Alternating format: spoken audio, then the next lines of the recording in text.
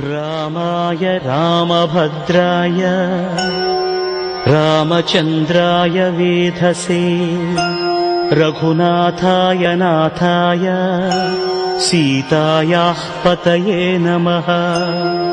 श्रीराम राम रघुनन्दन राम राम श्रीराम राम भरताग्रज राम राम श्रीराम राम रणकर्कश राम राम श्रीराम राम शरणं भव राम राम।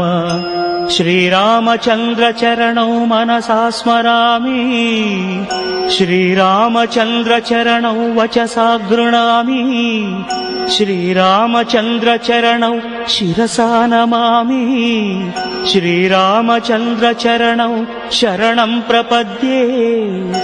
माता रामो मत्पिता रामचन्द्रः स्वामी